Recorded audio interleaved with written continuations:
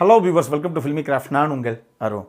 இந்த எபிசோடில் குஞ்சக்க பொபன் சுராஜுடைய நடிப்பில் ஒரு மலையாளம் காமெடி ட்ராமாவாக நம்மூர் தியேட்டர்ஸ்லேயே வெளியாகிருக்கிற கர் படம் எப்படி இருக்குது அப்படின்னு தான் இங்கே நம்ம பார்க்க போகிறோம். முதல்ல இந்த விமர்சனம் பார்த்து முடித்தவொடனே பிடிச்சிருந்தது அப்படின்னா லைக் பண்ணுங்கள், ஷேர் பண்ணுங்கள், கமெண்ட் பண்ணுங்கள், மறக்காமல் நம்ம சேனலில் கடைசியாக சப்ஸ்கிரைபும் பண்ணுங்கள்.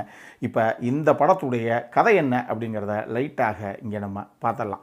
படத்தில் 2 ஹீரோஸு. ஒருத்தர் ஒரு மியூசியம் கம் ஜூ மாதிரி இருக்கக்கூடிய ஒரு இடத்துல செக்யூரிட்டி கார்டாக இருக்கிறாப்புல. இவருடைய மனைவியை இவர் காதலிச்சு தான் கல்யாணம் பண்ணிக்கிட்டாப்புல. பட் ஏதோ ஒரு சின்ன மனக்கசப்பு. இப்போ இன்னொரு ஹீரோ இருக்காப்புலையே, அவர் குஞ்சக்க பொபனு. அவர் ஒரு பொண்ணை லவ் பண்ணுறாப்புல, ஒரு பெரிய அரசியல்வாதியுடைய பொண்ணு. ஆனால் அந்த பொண்ணு ஒன்றும் பிரச்சனை இல்லை, நான் வீட்டை விட்டு ஓடி வந்துடுறேன், நம்ம 2 பேரும் கல்யாணம் பண்ணிக்கலாம் அப்படின்னு ஒரு டேட்டில் ஃபிக்ஸ் பண்ணுறாங்க. ஆனால் கடைசியாக அந்த பொண்ணு இன்றைக்கி வர்றேன் அப்படின்னு சொல்லிட்டு வரல.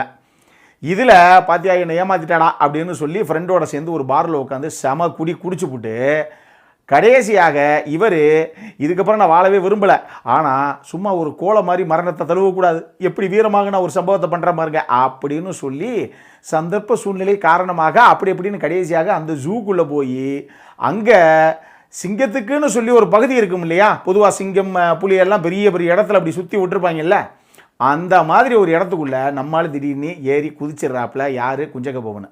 இப்போ உடனே அறக்க பறக்க அங்கே இருக்கவங்க எல்லாரும் கத்தி பதறி எல்லாத்தையும் அந்த இடத்துல வர வச்சு, இப்போ தம்பி இங்கே நீங்கள் தான் செக்யூரிட்டி கார்டாக இருக்கீங்க, சீக்கிரம் வாங்க, ஒரு சம்பவத்தை பண்ணிட்டேன் ஒருத்தன் அப்படின்னு சொல்லி சுராஜை கூப்பிட்டு விட்றாங்க. என்ன அப்படின்னா, குஞ்சக்க பொபன் அந்த ஏரியாக்குள்ளே ஏறி குதிச்சிட்டாப்புல. நீ தான்ப்பா எப்படியாவது எல்லாத்தையும் செட்டப் பண்ணி காப்பாற்றணும் அப்படிங்க போக நம்ம குஞ்சக்க பொபனை காப்பாற்றுறதுக்காக நம்ம சுராஜும் அதுக்குள்ளே இறங்குறாப்புல. இதுக்கப்புறம் குஞ்சக்க பொபனுக்கு என்னாச்சு, சுராஜுக்கு என்னாச்சு, படம் பார்க்க போனால் நமக்கெல்லாம் என்னாச்சு அப்படிங்கிறது எல்லாம் சேர்ந்தது தான் இந்த படத்துடைய மொத்த கதையை.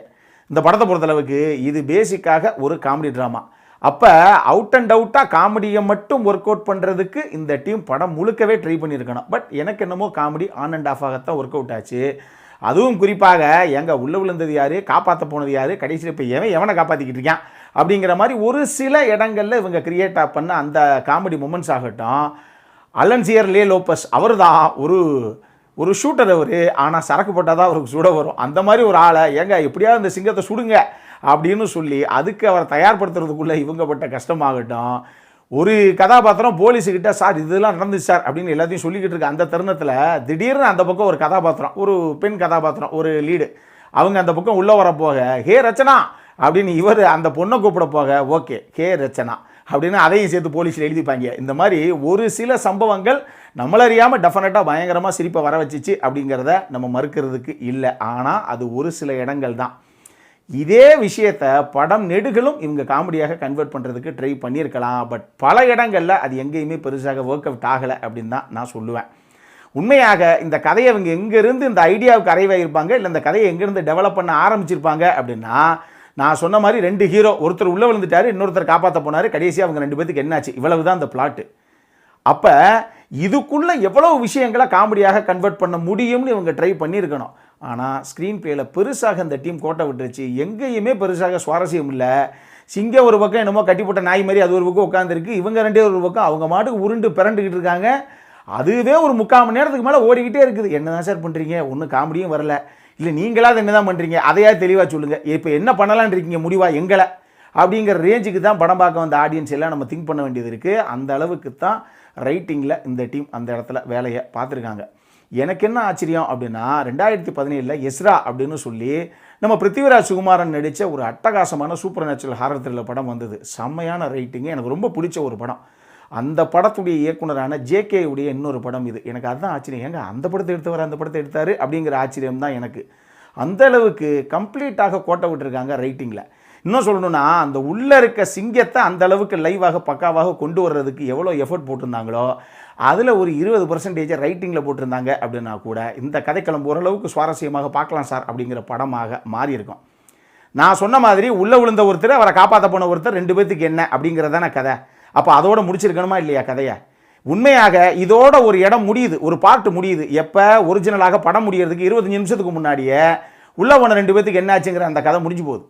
இதுக்கப்புறம் தேவையே இல்லாமல் இந்த கதையை நம்ம எங்கேருந்தோ ஆரம்பிச்சிட்டோம், அப்போ அதுக்கும் சேர்த்து இல்லை பதில் சொல்லி முடிக்கணும் அப்படிங்கிற மாதிரி இந்த 2 ஹீரோஸுக்குமே பர்சனலாக ஒரு சில பிரச்சனைகள் இருக்குது. அது லவ்வரோட ஆகட்டும் இல்லை ஒய்ஃபோட ஆகட்டும், அப்போ இதுக்கும் கரெக்டாக ஒரு எண்டு கார்டு போட்டு முடிக்கணும் அப்படிங்கிறதுக்காக உள்ளே போன சம்பவங்கள்லாம் முடிஞ்சதுக்கப்புறம் 25 நிமிஷம் விக்ஸு மாதிரி சுற்றி சுற்றி வளவலா குலகுலான்னு ஆனால் கிளீஷேவாக இந்த படத்தை கடைசியாக முடிச்சும் வச்சிருக்கு இந்த டீமு. அதுதான் இந்த படத்துடைய இன்னொரு மிகப்பெரிய பிரச்சனை.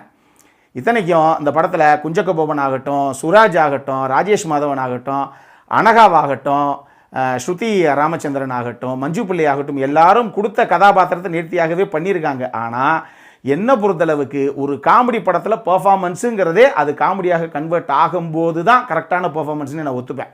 மொத்தமாக இந்த படம் எப்படி இருக்குது அப்படின்னு கேட்டிங்கன்னா, நம்மளை பொறுத்தளவுக்கு ரொம்பவே ஆவரேஜான ஒரு வாட்ச் தான் இந்த படம். தேட்டருக்கெல்லாம் பெருசாக ஒருத்தர் இல்லை அப்படின்னு தான் நான் சொல்லுவேன். அடல்காரனை பொறுத்தளவுக்கு இந்த படத்தில் அப்படி எதுவுமே கிடையாது, ஃபேமிலியோடு பார்க்கக்கூடிய படம் தான். இந்த படம் நம்மூர் தேட்டர்ஸ்லேயே இங்கிலீஷ் சப்டைட்டில்ஸோட அவைலபிளாக இருக்குது. அப்புறம் உங்களுடைய கால் தான். இதே மாதிரி இன்னொரு வீடியோவோட அடுத்த முறை உங்களை சந்திக்கிற வரைக்கும் இட்ஸ் அருண் சைனிங் ஆஃப்.